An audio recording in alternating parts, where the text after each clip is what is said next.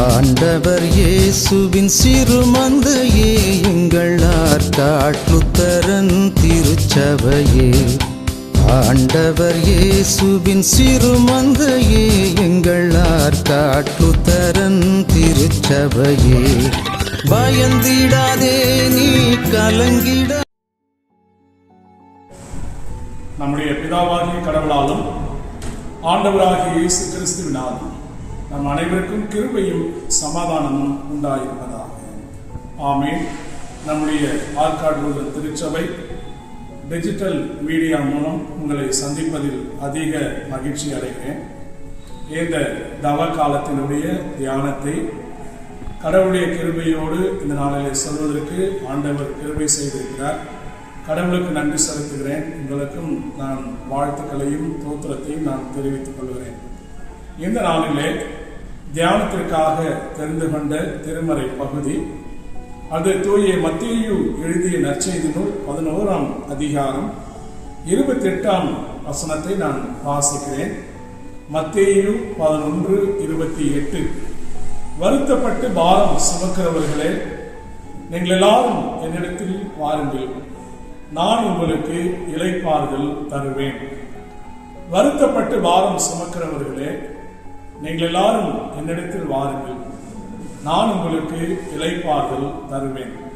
கிறிஸ்துவுக்குள் பிரியமானவர்களே, கடவுள் இஸ்ரவேல் மக்களை தெரிந்து கொள்ளுகிற பொழுது இந்த மக்கள் மிகவும் வேதனைக்குள்ளாக இருக்கிறார்கள் என்றுதான் தெரிந்து கொண்டார்.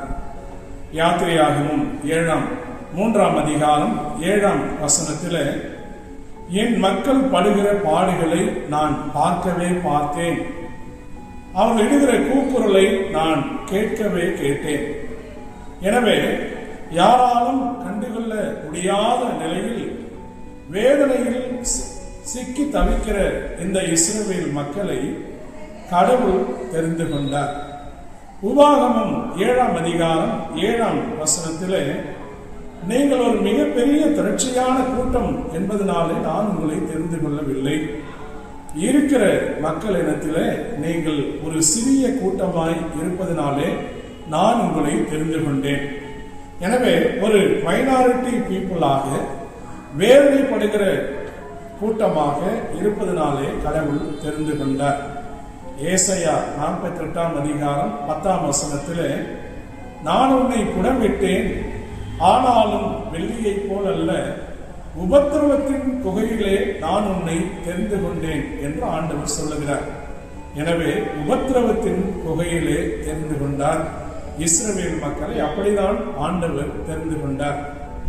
ஆனாலும் ஆண்டவர் பாலும் தேனும் ஓடுகிற கானான் தேசத்திலே இஸ்ரவேல் மக்களை அழைத்து சென்று ஒரு இளைப்பாறுதலோடு அமைதலாக மகிழ்ச்சியாய் வாழுகிற ஒரு வாழ்வை கொடுக்கிறார். சங்கீதக்காரன் 23ஆம் சங்கீதத்தில் எழுதுகிற பொழுது அமர்ந்த நீரோடை என்று எழுதுகிறார். இஸ்ரவேல் மக்கள் பல பாடுகள் பட்டாலும், கஷ்டங்கள் பட்டாலும், வேதனைகள் இருந்தாலும், ஒடுக்குதல் இருந்தாலும், கானான் தேசத்திலே ஒரு அமர்ந்த தண்ணீர் அண்டையிலே இருப்பதை போல ஒரு ஆசீர்வாதத்தை கடவுள் கொடுக்கிறார். காலங்கள் செல்ல செல்ல மேசியா வருகையிலே இயேசு கிறிஸ்து தன்னுடைய போதனையில் சொல்லுகிறார், வருத்தப்பட்டு பாரம் சுமக்கிறவர்களே, நீங்கள் எல்லாரும் என்னிடத்தில் வாருங்கள் என்று சொல்லுகிறார். நான் உங்களுக்கு இளைப்பாறுதல் தருவேன்.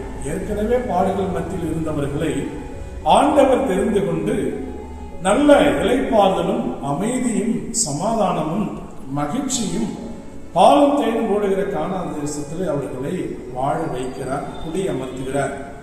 ஆனாலும் ஆண்டவர் சொல்லுகிறார், வருத்தப்பட்டு பாரம் சுமக்கிறவர்களே. ஒருவேளை இதுவரையில் நாம் பார்த்தது ஒரு குழு மீட்பு, ஒரு மக்கள் இனத்திற்கு மீட்பு, ஒரு பெரிய கூட்டத்திற்கு மீட்பு என்று நாம் பார்த்திருக்கிறோம்.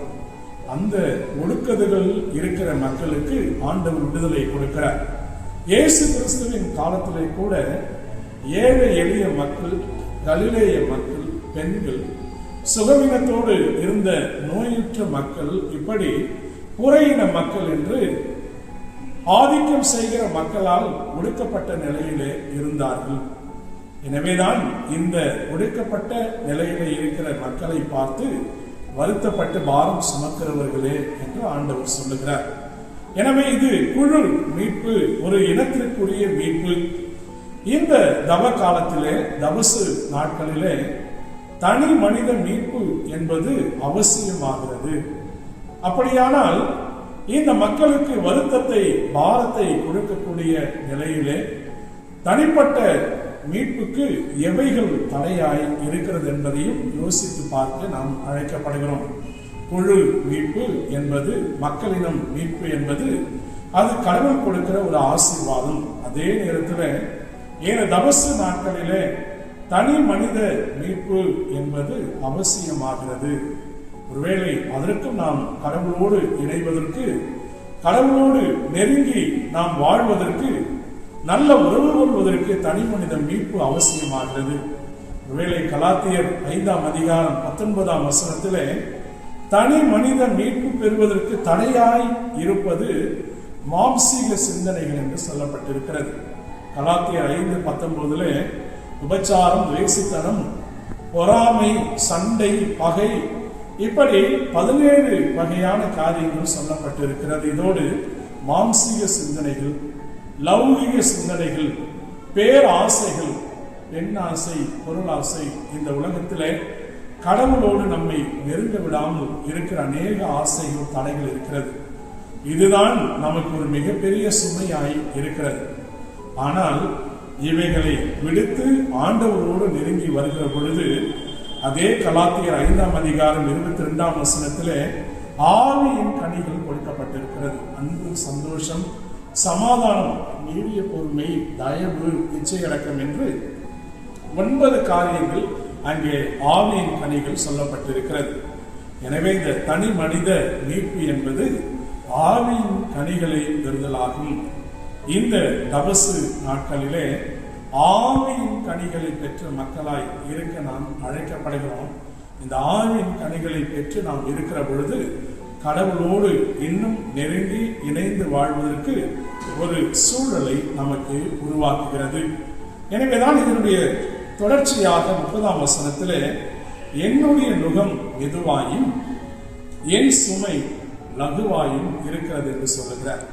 ஒருவேளை நமக்கு இருக்கிற நுகம் என்பது மாம்சீக சிந்தனைகள், இந்த உலக ஆசைகள், இவைகள் நீங்கி ஆவியின் கனிகளை பெற வேண்டும் என்று சொன்னால் உபவாச ஜெபமும் கடவுளுடைய வார்த்தையும் நமக்கு அவசியம் தேவைப்படுகிறது.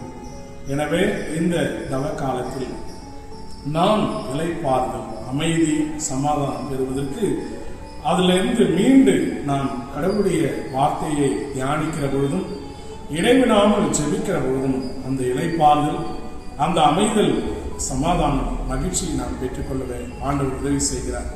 எனவே அப்படியாக மாம்சீக சிந்தனையில் விடுபட்டு ஆவியின் கனிகளை பெறுவதற்கு உதவியாக இருக்கிற கடவுளுடைய வார்த்தைகளையும் தொடர்ந்து நாம் இறைவேண்டலில் நிலைத்திருக்கிற போது கடவுள் நமக்கு இந்த தவ காலத்தினுடைய ஆசீர்வாதத்தை நிறைவாய் கொடுப்பார். கர்த்தர் தாமே உங்களை ஆசீர்வதித்து காப்பாராக. ஆமென். ஜெபம் செய்வோம். கிருபை நிறைந்த நல்ல ஆண்டவரே, இந்த நல்ல மனமகிழ்ச்சியான நேரத்திற்காக நாங்கள் அதிகமாய் உமக்கு நன்றி செலுத்துகிறோம். வருத்தப்பட்டு பாரம் சுமக்கிறவர்களே, நீங்கள் எல்லாரும் நினைத்தில் வாருங்கள், நான் உங்களுக்கு இளைப்பாறுதல் தருவேன் என்று சொல்கிறேன். ஆண்டவரே, ஒரு மக்களிடம் மீட்பது உங்களுடைய கிருபை. அதே நேரத்தில் தனி மனித மீட்பும் அவசியமாகிறது. மாம்சீக சிந்தனைகள் நீங்கி ஆவியின் கனிகளை நாங்கள் பெறுவதற்கு உம்முடைய வார்த்தையும் ஜெபமும் எங்களுக்கு அவசியமாகிறது. இந்த தவக்காலம் எங்களுக்கு அப்படியாய் துணைபுரிய நீர் உதவித்தார். இதை கேட்டுக்கொண்டிருக்கிற அனைத்து பிள்ளைகளையும் நீர் அதிகமாய் ஆசீர்வதியும். இயேசுவின் மூலம் மன்றாடி கேட்கிறோம் நல்ல பிதாவே. ஆமீன். பிதா, குமாரன், பரிசுத்த ஆவியாகிய திரியேக கடவுள் அன்பு வரலும் ஐக்கியமும் ஆசீர்வாதம் நாம் அனைவரோடும் இன்றும் என்றும் சதா காலங்களிலும் தங்கியிருக்கிறார். ஆமீன். நன்றி.